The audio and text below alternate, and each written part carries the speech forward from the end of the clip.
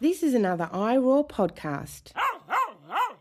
You need to do that research first. You can't be a responsible consumer or a responsible traveller if you don't research the places, the people, and the animals that you're going to be interacting with before you get there.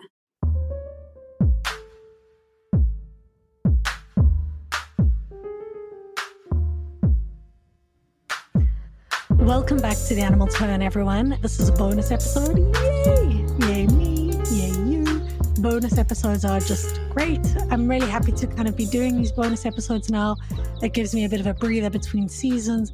But also there's just so much interesting content and things happening in the world of animal studies and in the world of animal advocacy that I think having an extra space where we can talk about some of that is really, it's cool and it's really interesting. And of course, I enjoy having the conversations and I hope you enjoy listening to them as well. So today we're doing something a little bit new. Again, I'm talking to two people who are hosting an upcoming conference called Emerging Voices for Animals in Tourism. And we spent most of the conversation today talking about the significance of animals in tourism and why it is an important area of study and why it's an important area of concern. So anyone who does any sort of tourist activity should be interested in this episode and in thinking about how tourism impacts animals. But if you're interested also in research and studying animals or studying tourism, it's a really important episode to listen to. We get into really wide-ranging topics related to animals in tourism. And several times in this episode, you can hear that I'm just getting really excited and involved in what they're saying and kind of a bit angry, but a bit frustrated and a bit excited. And that's somewhat because both Jes and Carol are just really giving of their knowledge and of their time. And it honestly felt like the three of us had just sat down to a cup of coffee and were fleshing things out to try and really get a sense of what is going on in the world. So let me tell you a little bit about the conference that's coming up. The conference is going to be held from the 8th to the 10th of March, so it's coming up soon. It's open for anyone to register, so you can go to it. And they've created really flexible time frames so that people in a whole host of different time zones can attend. So no matter where you are, go and check out their conference for Emerging Voices for Animals in Tourism. And the reason I slow down when I say that is you're going to hear in the episode, I kept kind of wanting to say EVAC instead of EVAT, but it's EVAT. Go check it out, happening 8th to the 10th of March. The registration fees are really minor and accessible, but if they're beyond your affordance, for whatever reason, send Jes and Carol an email and they'll make something happen for you, because I think for both of them, having the conversation is more important than anything else. So let me tell you a little bit about Carol and Jes. So Carol Kline is a professor and the director of the Hospitality and Tourism Management Program at the Appalachian State University. Her teaching and research interests have historically focused broadly on tourism sustainability, including topics such as foodie segmentation, craft beverages, agritourism, tourism entrepreneurship, and tourism in developing countries. She's also the founder of Fan Animal Inc., an international nonprofit that helps individuals find animal-focused and environmentally focused careers. They do really awesome work. And if you're looking at having a career that's focused on animals in one way or another, definitely go check out Fan Animal's website. Jes Hooper is the other guest on the show today, and she is an anthrozoology PhD candidate at the University of Exeter and a member of Exeter's Anthrozoology as a Symbiotic Ethics Working Group, EASE, for ease of use. Her doctoral research focuses on human-civet interactions via the concept of disappearance in the Anthropocene. She is also the founder of the Civet Project, a research initiative dedicated to the intrinsic interests of the civet species, and she has published several academic works on civet coffee, production, and its authentication. She's also interested in civet coffee tourism and the rising phenomenon of keeping civets as pets. She's the co-author of several papers related to topics on animals and tourism, and she's currently also co-editing 2 special journal issues and a book volume about the topic of ethical human-animal relations. So both of these people, individuals, and beings are just incredible, and they're doing a lot of work related to animals and tourism. I had a lot of fun having this conversation. I learned a great deal, and I hope you do too. And don't forget, go check out their website, Emerging Voices for Animals in Tourism. Enjoy.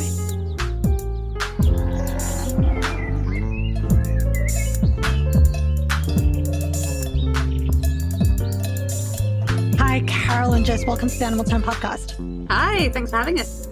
Excited to be here. It's great. Yes, and thank you. The reason for our connection is, I think, it's a year ago now, you reached out to me to ask if I would participate in the conference that we're going to be speaking about today. And you've got another one coming up. So I'm really excited to have you on the show so that we can speak a little bit about the podcast. God, you see my brain is about the conference. We can talk a bit about the conference and what you're doing. So this will be a bonus episode. So it's a bit of an experiment for me as well. But to talk about the conference and maybe a little bit about tourism too. So why is it important that we're speaking about animals and tourism? Which is really, I was thinking about it before the show, really not something I've spent any sort of significant time on the podcast talking about. But before we get into that, let's get a sense of who you guys are and how you know one another. So Carol, let's start with you. Tell us a bit about yourself. Do you like long walks on the beach? I mean, and candlelit dinners, absolutely, with the right animal. I'm a tourism professor, and I was just telling someone that earlier today. They asked me what I did, and I said that, and I got the usual cock of the head and silence afterwards. And then, because I always have to sort of then explain, it's economic development, and you celebrate communities, the culture, the arts, the heritage. You enjoy the natural resources of a place, and you really get to know like the local qualities if tourism is done right. And then usually when I go through all that, people are like, oh yeah, okay, got it. Or I get there are jobs in that. Yes, there are millions and millions of jobs. The World Tourism Organization, says it's one of the biggest industries in the whole world. So that is what I do. And, I can talk more about how I came to animals and tourism as we go. That sounds awesome. So how long have you been working on tourism for then? About 87 years. Now I'm in my 30th year of academia.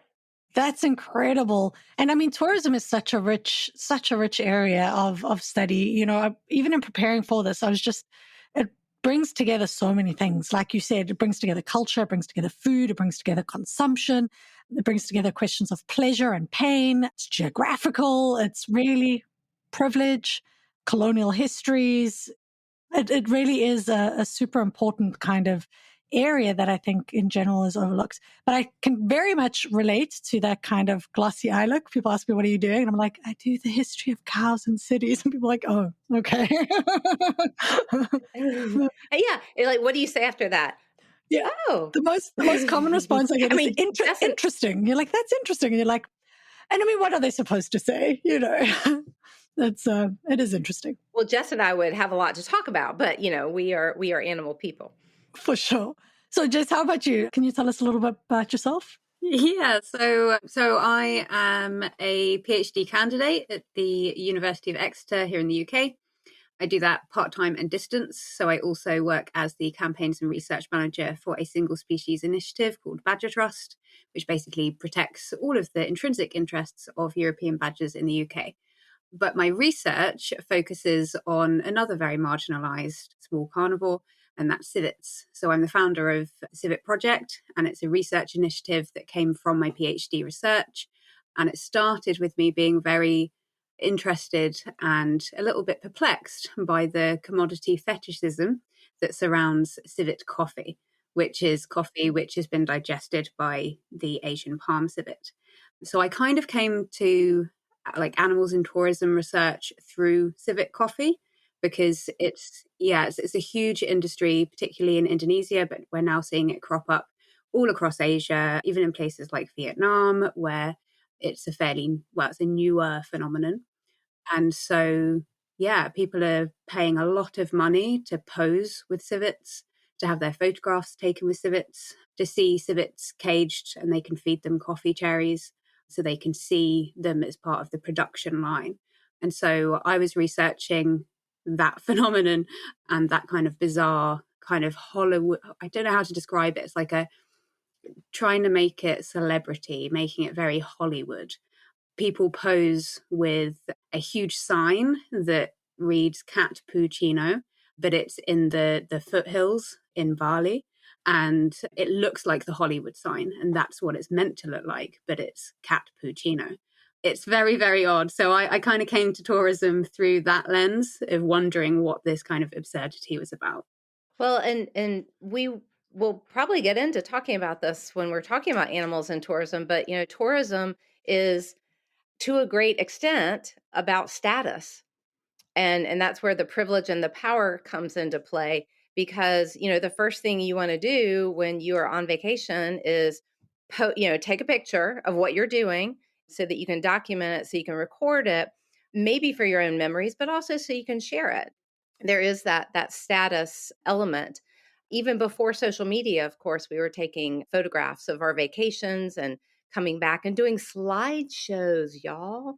And travel logs. I don't know if the listeners even know what that word means, but showing strangers slides about the exotic places that we're going. And that's a really good point. Like the exoticism is something that's also fetishized. I can't say that word, but you know what I mean. And it's this kind of, you see so many people sharing these images of what they think are exotic places. One of the really common themes was this kind of do it for the gram. And people are taking part in these experiences, which they are led to believe is either something to do with cultural heritage. So they think that they're actually supporting local traditional practices, which actually have been fabricated, or they are taking photos of themselves in these civet coffee farms or these plantations up against rice paddies, and they're saying, look, I'm in the jungle. And so they've been sold this idea of what Bali is like, and you haven't visited Bali unless you've tasted civet coffee. You haven't visited Bali unless you've gone to the rice paddies. There's a kind of performativeness to it all, right? I remember thinking this even before I came to animal studies, is like I would be like, it takes several hours to walk up a mountain, right? I'm going on a hike. I get to the top, and I was always kind of stunned by how many people would get to the top, take a photo, and turn around. And I'm like, what? Like, what did you just spend all that time walking up a mountain for? Like surely it's about the experience, not the capturing of the image. And it's and maybe I'm privileged in this regard because my husband is a photographer, so I've just never actually thought about the photos. And when he stops to take photos, he really stops to take photos. So I'm able to stop to be. So I just get to watch people, and it is bizarre how much taking the photo in many of these instances is the actual activity. Whatever's going on, whether it's a hike, a landscape, an animal who's being used, it's the image that's actually the thing that people are after. Bizarre. And it's the image that is so damaging, because it's the image that then exacerbates that demand. And so it fuels the consumer demand for civet coffee or whatever type of, it could be elephant rides, it could be swimming with dolphins. And it normalizes those practices. So people are then unaware of the harms they're doing. But I see it everywhere. Oh, my friend did that. Like, if I tell anyone what I do with my research, people are like, civets? What's a civet? And if I talk about civet coffee, 9 times out of 10, they'll have either been to Bali and tried it, or they know someone who has. Wow. Well, I was just going to take a couple steps back to talk about what the product is in tourism. It's an experience. And that experience, that's what people give money for an experience. You're trading your hard-earned dollars for an experience. Yeah, I mean, historically, we want to tell people about that experience. We want to share and, incite envy because we've done this cool experience, or we want to tell people and get them excited about it so they'll go do it. Maybe, not all tourism experiences are negative on the environment or community. And so maybe you go on a volunteer tourism trip and help animals. I went to a wildlife refuge rehabilitation center in Guatemala with Animal Experience International this summer. It was amazing. And so I want to tell people about that experience so they can do the same thing. But connecting that to the image, that's that documentation of our experience. We can just, show people right away, this is what we paid for. You can do it too. And that's a really good point with the idea of experience, is that I guess something that we're both coming to through this research, or a lens that we're trying to adopt through it, is not to think so much about the tourist's experience, but to think about the animal's experience. And that's something that has been overlooked. and is deserving of more attention.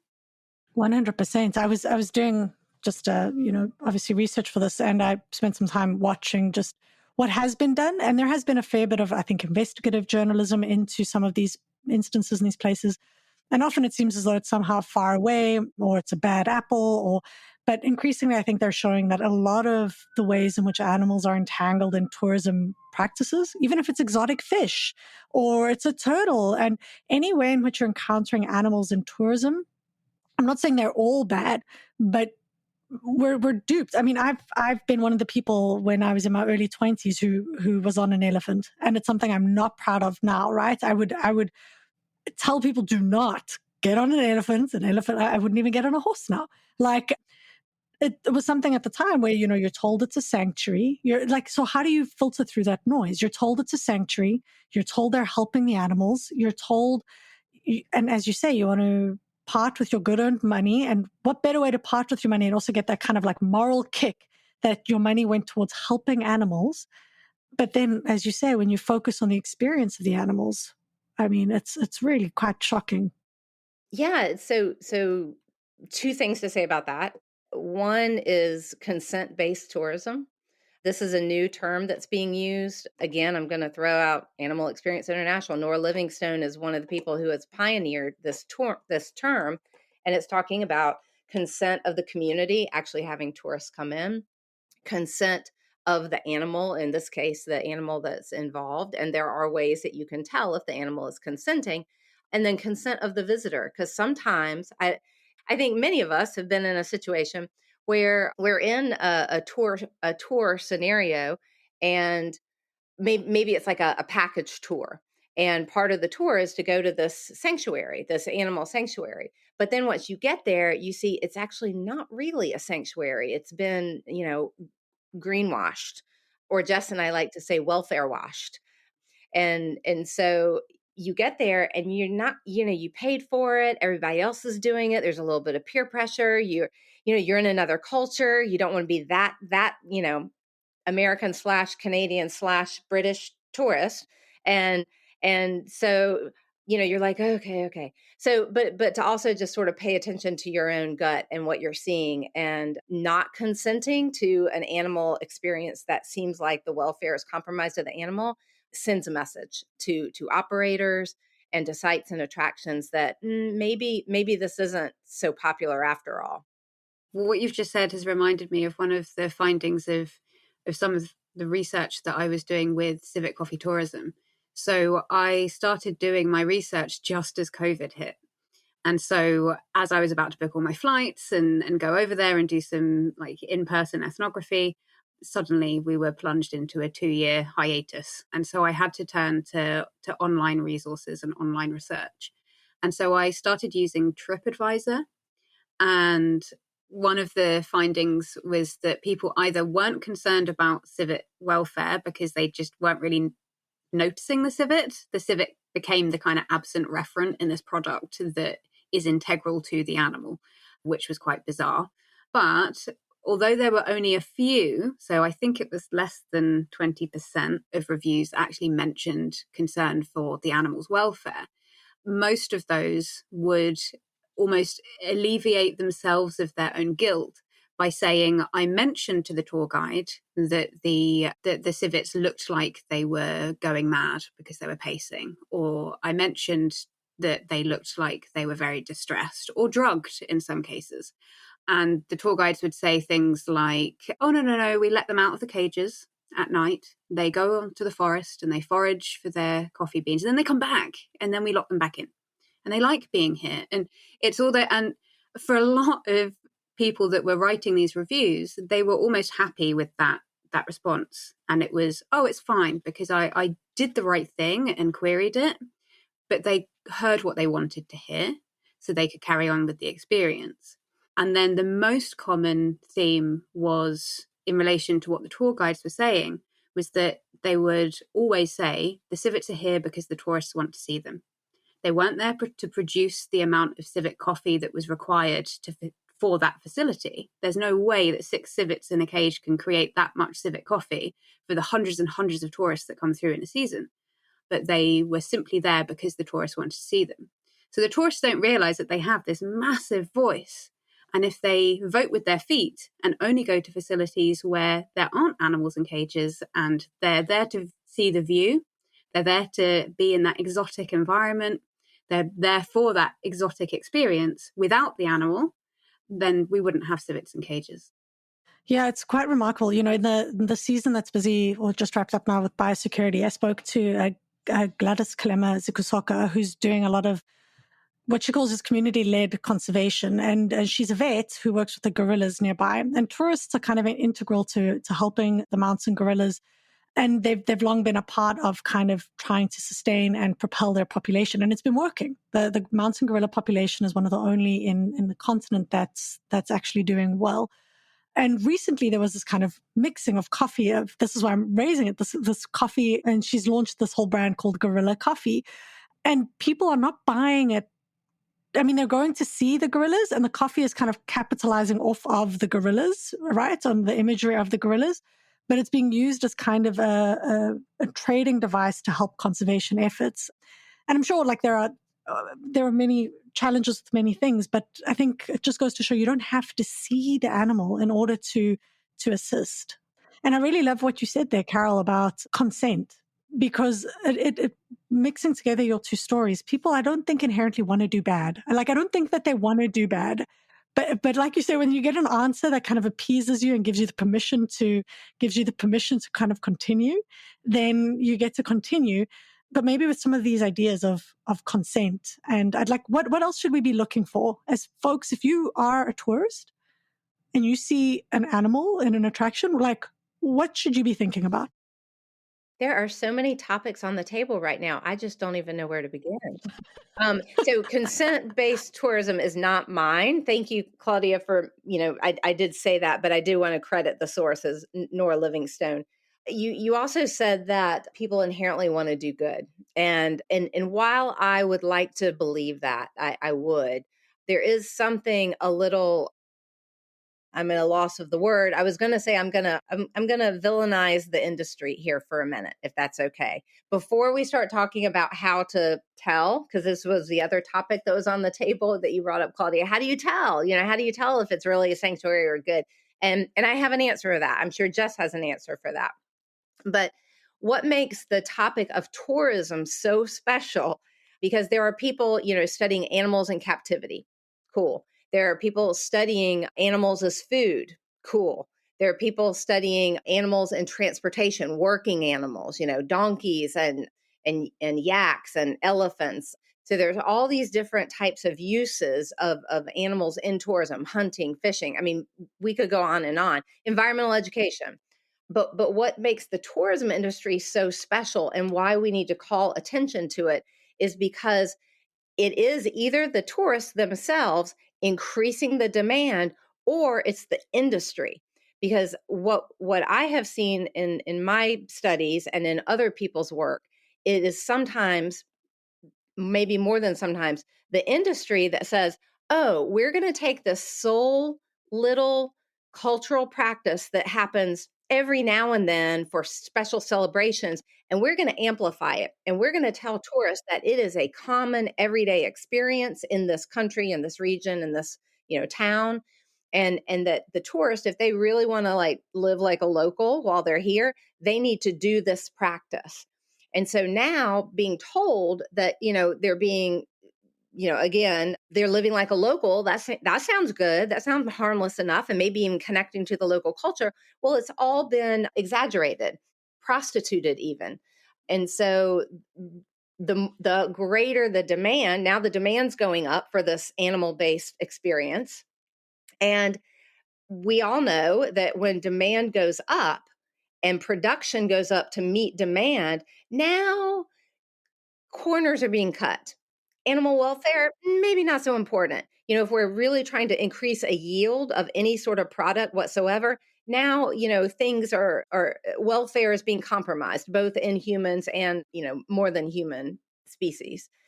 So I wanted to make sure I just highlighted, or that we highlighted why tourism is a special case. it's because of that demand factor that either tourists have that innate demand. We talked about images that increases the demand, but also the industry itself is a lot at fault for artificially increasing that demand by its marketing messages. That can be really difficult for the consumer to really see beyond. And I think that does come from this psychological want to be immersed in a particular culture or be immersed in a particular environment that is exotic and new and exciting. But, you go to an agro-tourism enterprise in Bali. Well, the trick is, first of all, in the name.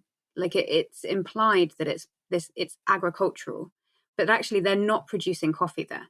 They say they let the civets out at night. They clearly not. But even if they did, there's nothing there for the civets to eat because it's not, they're not in their natural range. So it can be difficult to empathize with tourists that are witnessing animals in cages that are in seriously poor condition, that you don't need to be an animal welfare scientist to see the level of stress. It's hard to empathize with tourists that are kind of suckered into believing that they're seeing these natural plants in their native environment when actually what they're looking at is a cultivated crop that was brought in, and that it's one tree as a demonstration with the name coffee written in English on it, and there's no other coffee plants for miles around. But at the same time, I've definitely been duped into tourist experiences where I thought I was there to help or contribute to local economies, or I thought I was getting to know someone and it turned out they were just trying to get me to their mate's shop or whatever. So I can see the lure, I can see the romanticism, and I think what Carol said is completely right. It's a little bit of column A, the tourist, it's a little bit of column B, the tourism industry, and the animals suffer. Yes, they suffer. And I definitely appreciate what you're saying here with the tourism industry kind of coming in and manipulating the situation. I understand why tourism is unique, but I think that many industries that rely on animals also build kind of on obfuscation, right? Whether it's the agricultural industry, which, as you said, is kind of blended here as well. The dairy industry is a classic example here, right? But they build on different narratives, perhaps, right? So whereas the dairy industry or the agricultural industry and certainly the medicinal industry will build on ideas of health. Like it's healthy for you to do this. So you can put aside concerns for the animals because this is a healthy thing to do. Whereas tourism, I think what makes tourism for me quite fascinating is it's hedonistic, I think is the right word. It's a pleasure-seeking activity. Is hedonistic the right word? Hedonistic is the right word, but there are so many forms of tourism that don't rely on pleasure seeking. So, oh, really? Okay. Well, good. Yeah. So going to a conference, I mean, yes, there's some pleasure in that, but there's business travel. If you're shopping around for, a university for your kid, I mean, if you're going to have a medical person, there are a lot of reasons for travel that aren't necessarily leisure or pleasure based. That's really good to know. I mean, even now when talking about, because I think maybe or at least for me, I create this kind of like stereotypical experience in my mind where people are going to a specific place to see animals perform or do something. And it does happen and it's quite egregious. But there are certainly instances where animals are maybe caught up in medical tourism so yeah, it's maybe not purely pleasure. But the ones that I was thinking of were pleasure-seeking activities, which I think, and maybe eating is also a pleasure-seeking activity. I don't know what I'm getting at, guys. I'm just, you guys are saying a lot of things and it's really all like, it's difficult to not get energized by this because we've all, like, I've definitely done it. I've screwed up and I look back now and part of me is like, someone should have told me, but really, like, did I not know? Or like, and I can't, who I am now, I can't look back and actually evaluate whether I did or did not know. The other part that muddies the water with travel and tourism is when you are traveling to a different culture, like clearly a different culture. And there's this approach that many of us have. We don't want to be offensive to the local culture. We don't want to refuse the hospitality of the local culture.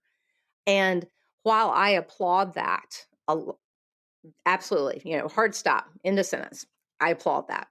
there are some ethical issues that I think all of us as individuals need to think about. And for me, there are certain animal welfare issues that transcend culture. And so, you get into the trap of, oh, well, as a Westerner, you certainly don't want to go somewhere and say, well, that's a bad practice, because now I'm a white Western woman saying this. My response to that is there are issues that transcend. Yes, I am a white Western woman, like for sure, but there are welfare issues that transcend that. Slavery of any kind. So, if slavery is happening in some country, I'm talking about human slavery, human trafficking, is it not okay for me or someone else to say, that I don't really want to partake in that particular activity because it involves human slavery? I'm just using that as maybe an extreme, but also maybe a very applicable example of an issue that might transcend culture. And so culture really, and the desire to want to be respectful to the host culture really muddies sometimes ethical issues when it comes to animals. So one of the things that reminded me of was and I guess this came up a little bit earlier when we were talking about, is it the tourism industry? When we look at tourism enterprises that rely on animal products. So, and again, I'm going to come back to Civic Coffee here just because it's really what I know. But what created the tourism industry in Bali, for example, was this international fame surrounding this product. Because we didn't see these tours to the extent that we see them now, and they are everywhere. But we didn't see them until about 2010. They didn't exist before that point.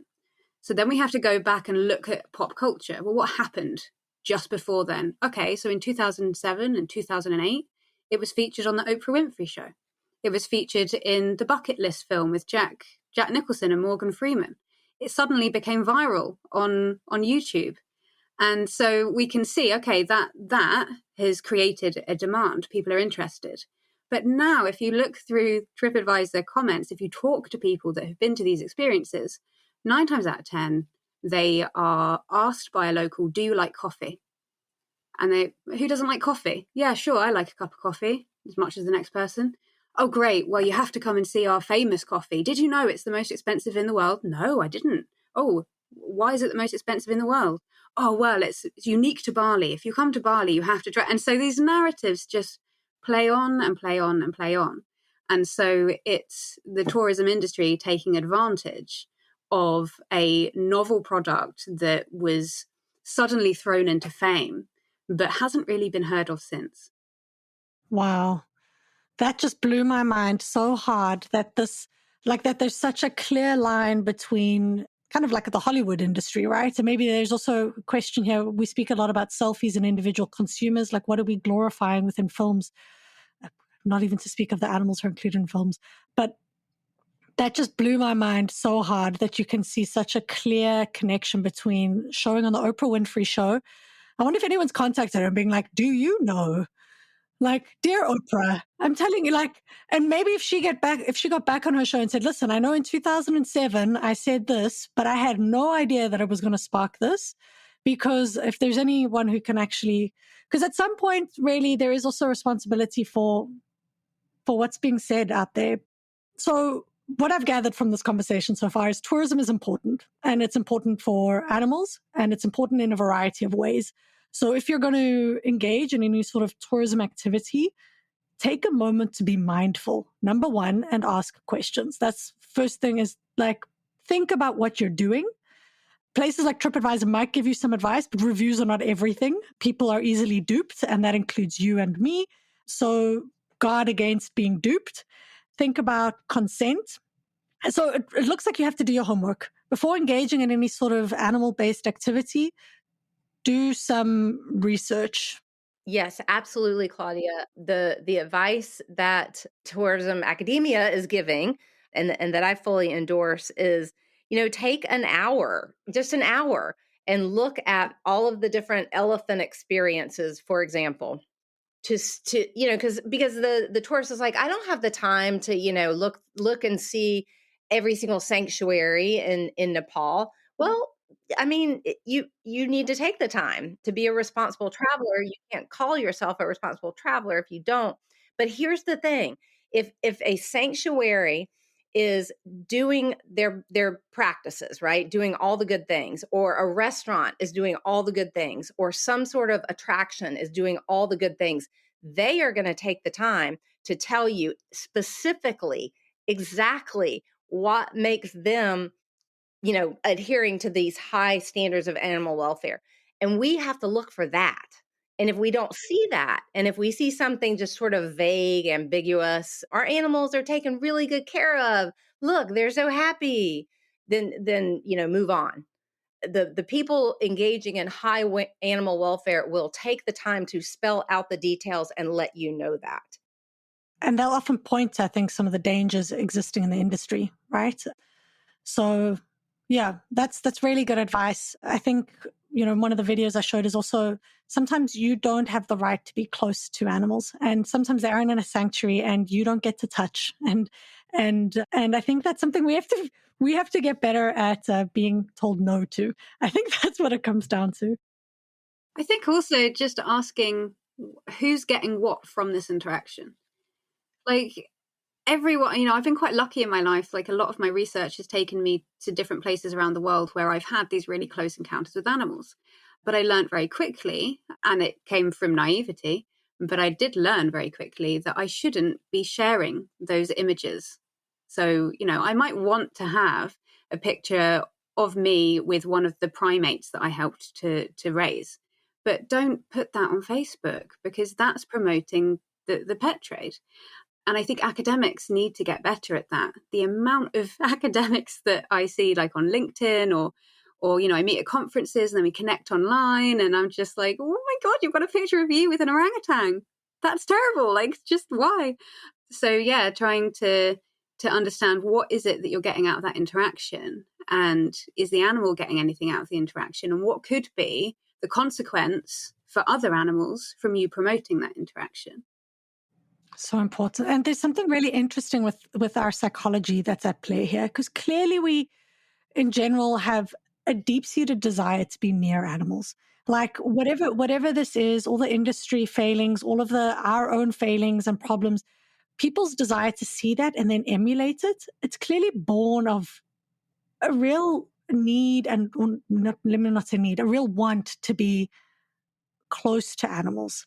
And this then, like, this is a key, like, what do we need to address there? Because clearly something is deficient in the ways in which we've organized our societies, that we feel we have to travel halfway. Or maybe it's just a consumerist attitude, and maybe I'm glorifying and romanticizing what's just a consumerist mentality. I think it could be either or, couldn't it? And I think it probably does vary from person to person. But I think and I'm going to come back to the TripAdvisor now, a really common trope on TripAdvisor for people that were genuinely very upset when they found out that the coffee that they had purchased, that the civet they had seen, that the civet potentially that they had cradled whilst it was drugged out of its mind to have its photo taken, they genuinely get very, very upset. And so they took to TripAdvisor to air those concerns and try and warn people away. And one of the really common narratives was, I only learned about it afterwards when I did research into civet coffee, and I found lots of articles by World Animal Protection, by Born Free, by PETA.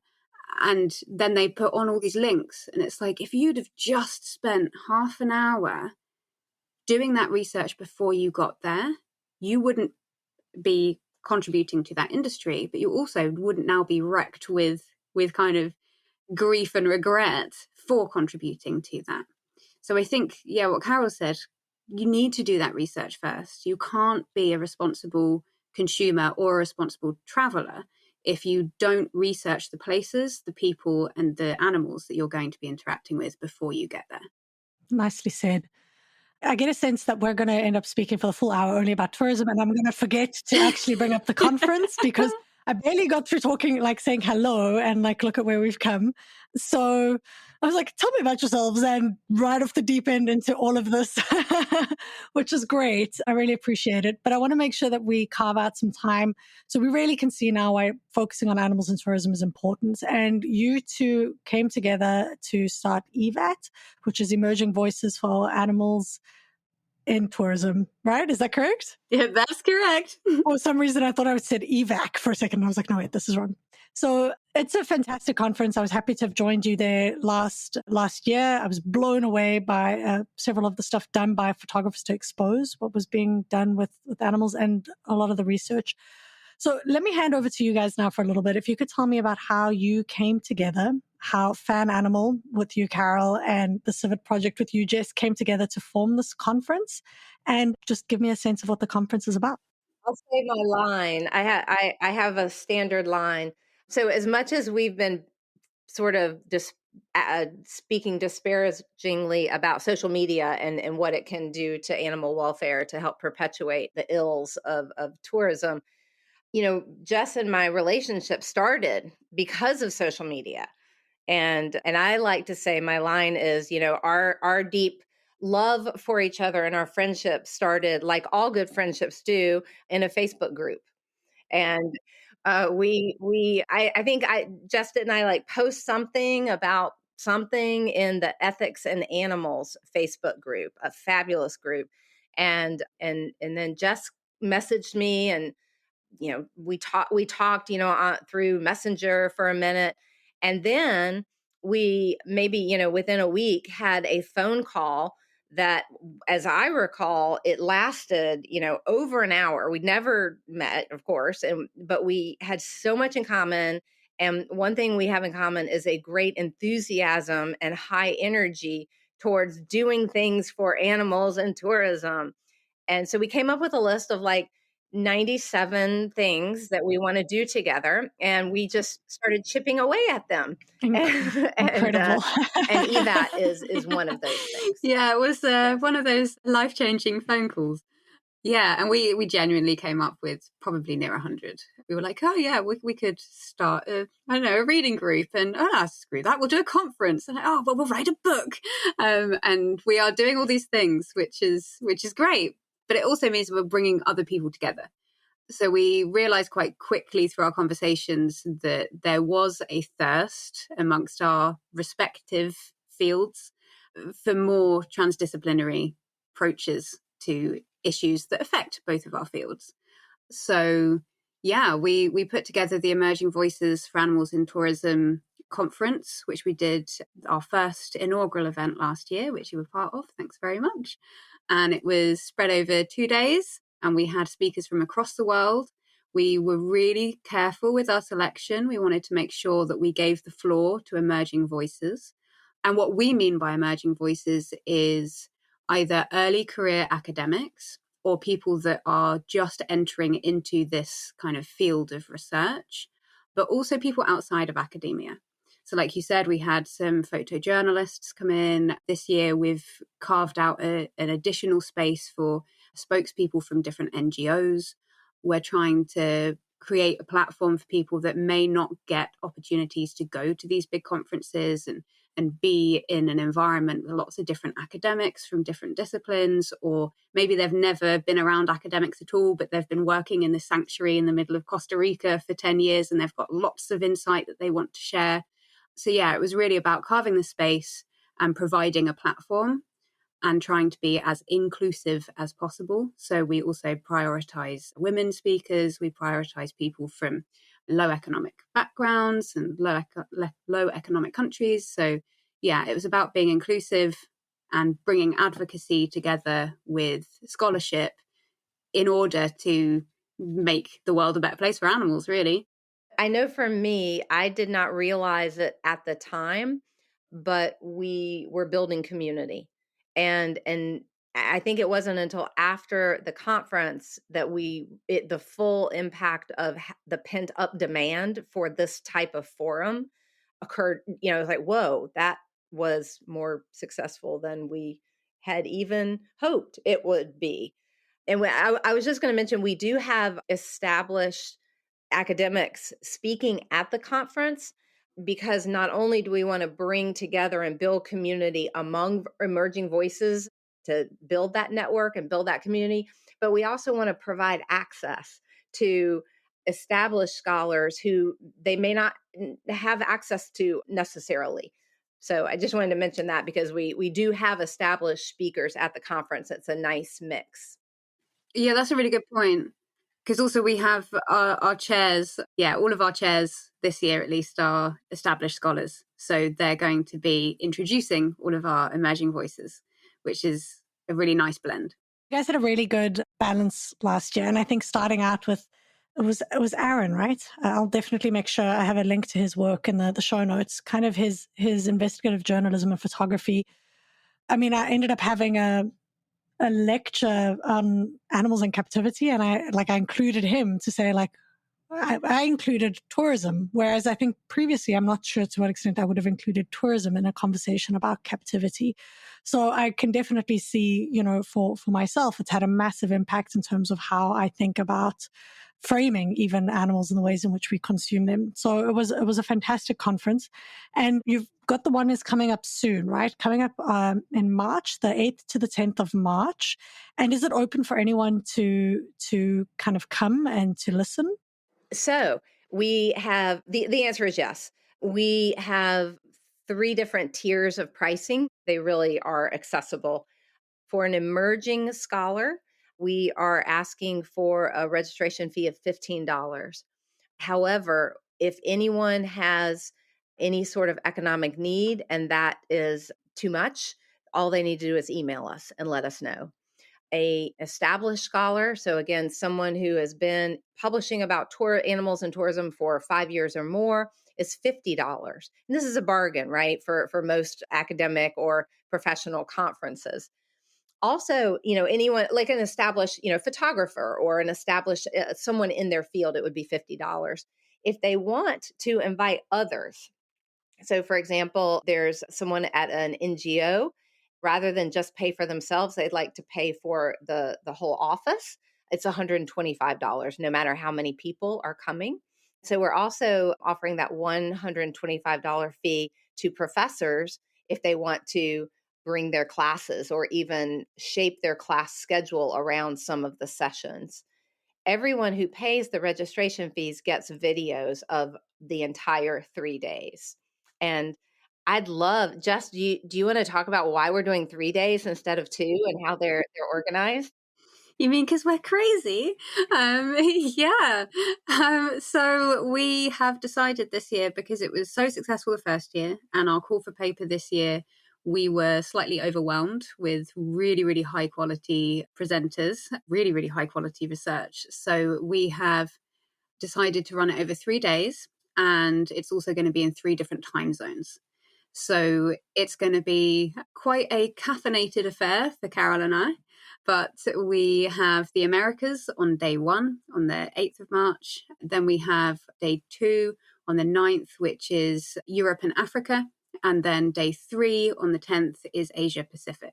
So it means that it's really accessible, because last year there was quite a lot of rejigging around, and there was a couple of people that actually really could not make it because none of the timings would have allowed them to be there unless it was like 4 a.m. for them.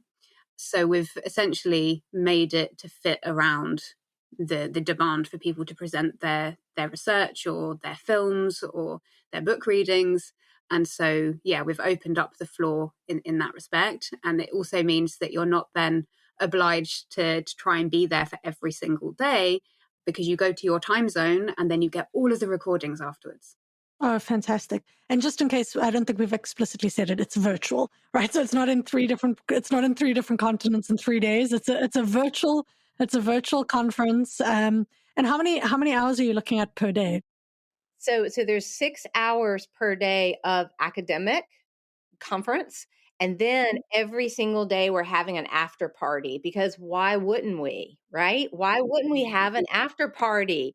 And during each of the after parties, we have a special guest being featured who will be conducting. I'm not going to give it away. You'll need to, go to our registration page and our program. but it's going to be fun. It's going to be fun. So like Jess said, each day is shaped around the business hours of that particular geographic region. And so it starts at 12-ish in the region, ends around 5 or 6-ish. And then the after party just happens to coincide with a happy hour. Well, nicely done.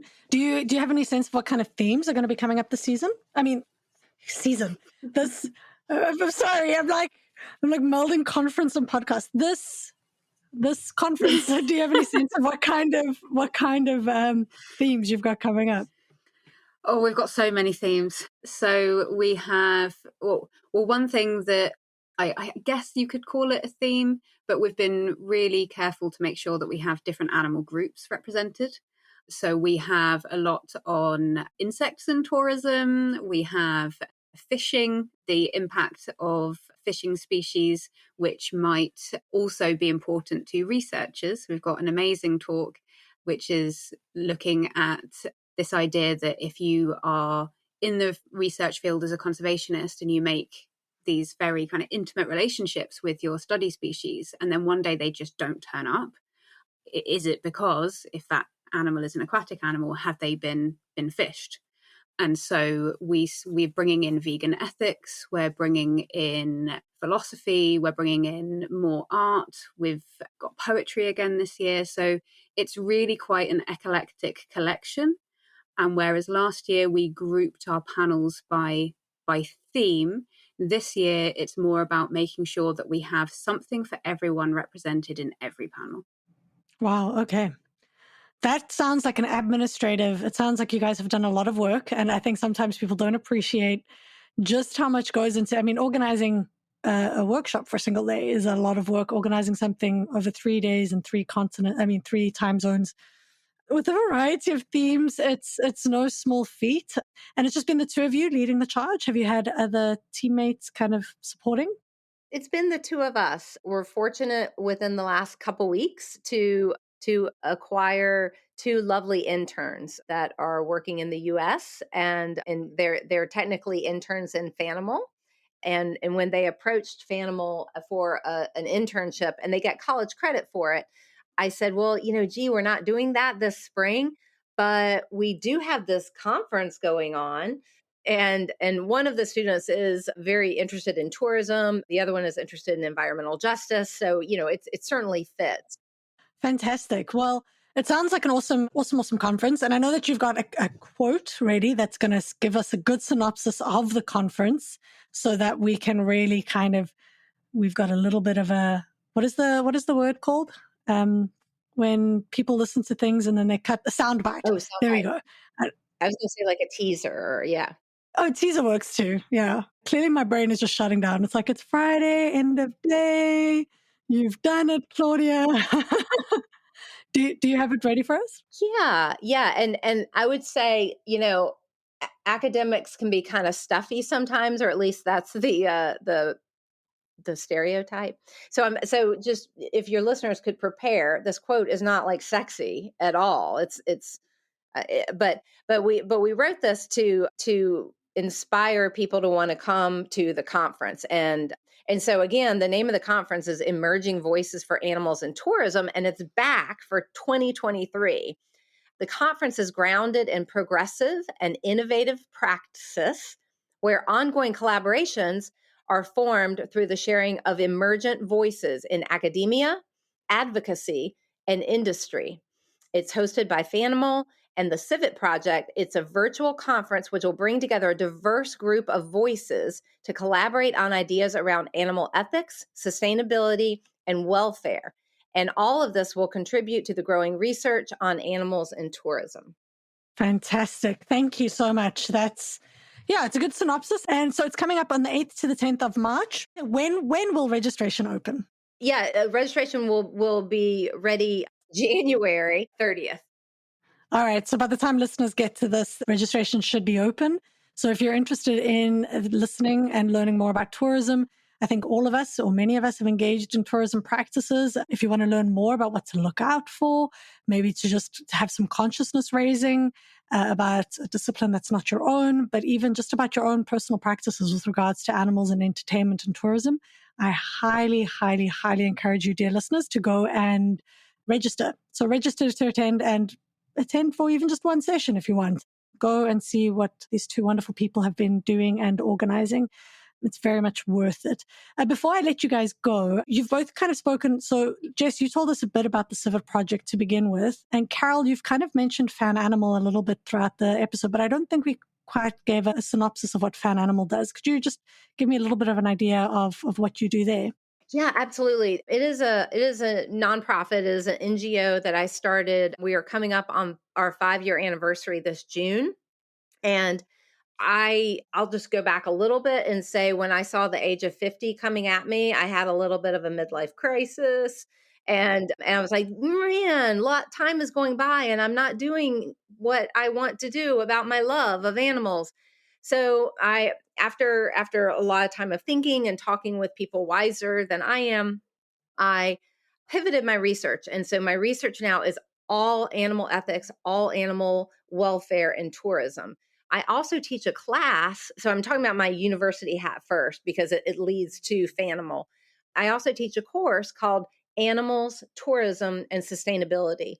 And as far as I know, Dave Fennell at Brock University in Canada and my course in the US are the only two courses focusing on animals and tourism solely, the entire course in North America.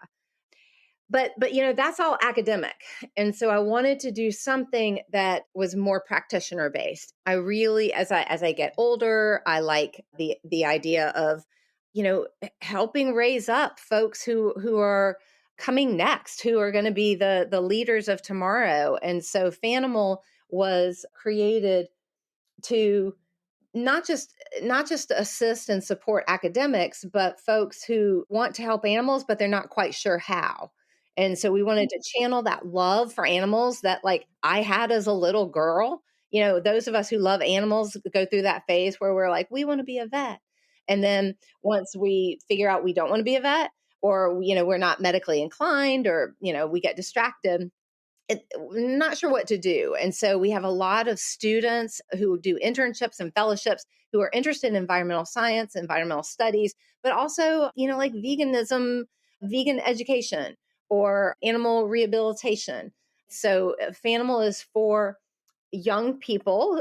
We pretty much serve young people who are interested in establishing careers that help animals in a variety of ways. So important. So it's like it provides some mentorship. So, and when you say young people, are we speaking about children? Or are we speaking about young adults? Like, is it providing mentorship to young adults, or? It is providing mentorship to young adults in high school, what I would refer to in the US as like secondary school, but also college, university, graduate school.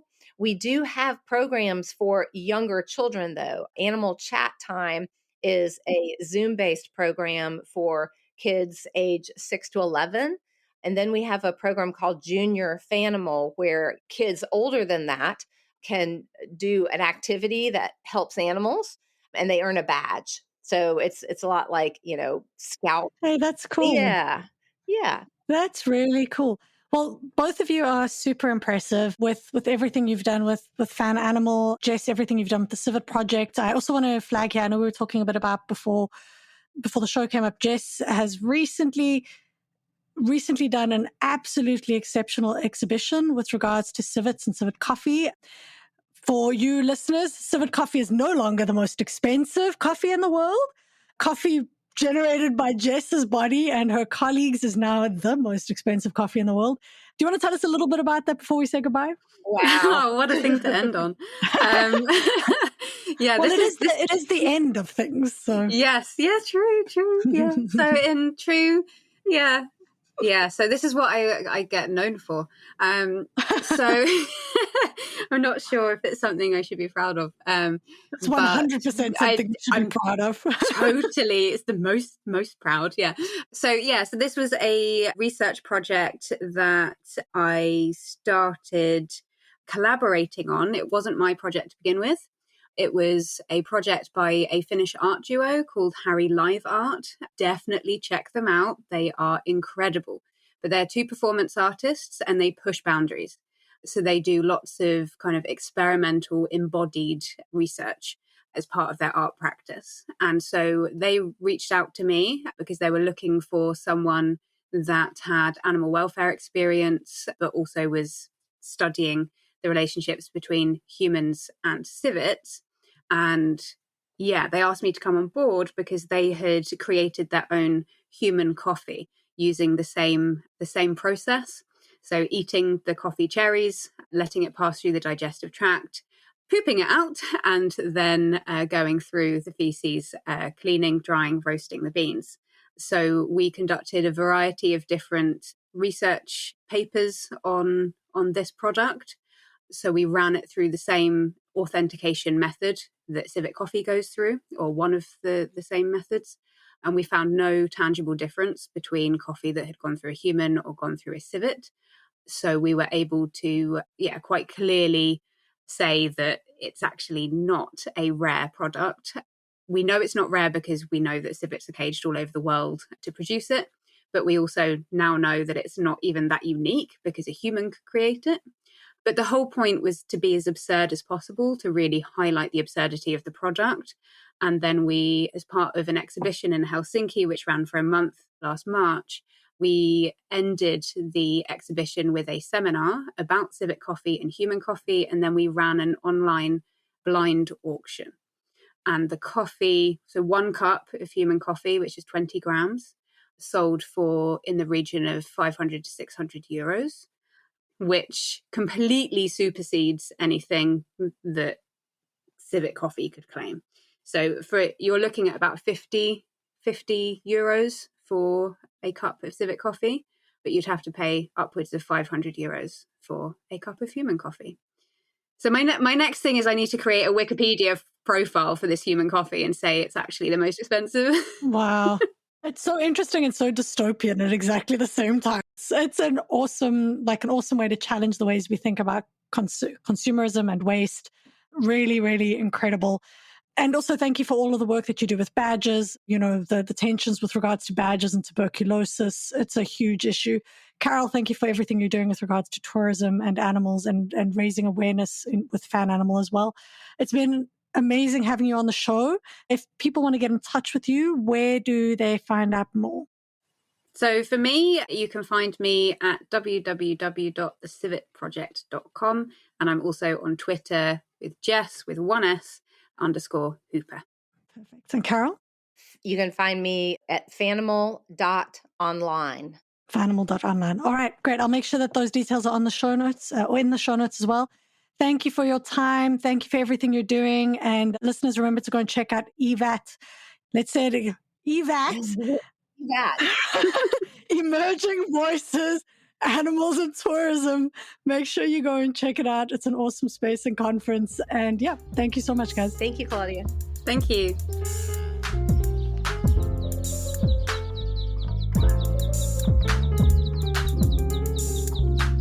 Thank you so much to Jess and Carol for being incredible guests, to Animals and Philosophy, Politics, Law and Ethics, A.P.P.L.E for sponsoring this podcast, to Christian Mentz for his editing work, to Jeremy John for the logo, and Gordon Clark for the bed music.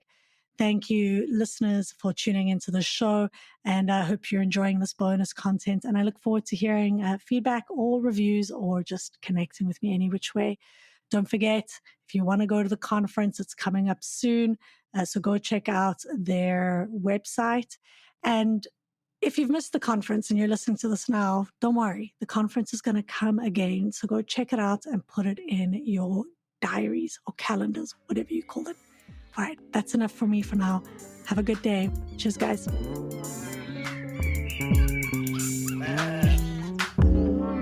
This is The Animal Turn with me, Claudia Hurtenfelder.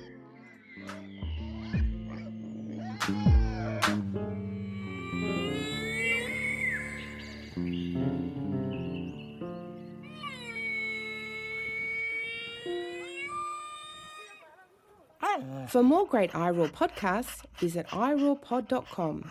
That's iROARpod.com.